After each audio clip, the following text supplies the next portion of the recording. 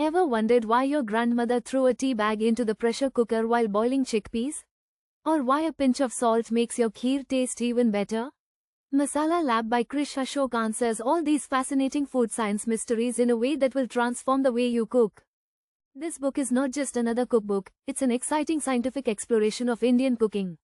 Krish Ashok, a self-proclaimed food nerd, breaks down the chemistry behind everyday recipes, explaining concepts like the Maillard reaction, the role of brining, and the physics of pressure cooking. If you've ever followed a recipe without truly understanding why certain steps are important, this book is for you. The best part? Masala Lab is engaging, humorous, and packed with practical insights. You'll learn how to make the perfect dosa batter, why kneading isn't always necessary for soft chapatis, and how to optimize spice combinations for maximum flavor. Readers love Masala Lab for its fresh perspective. One reviewer said, "It's like looking at cooking through an engineering lens, scientific yet fun."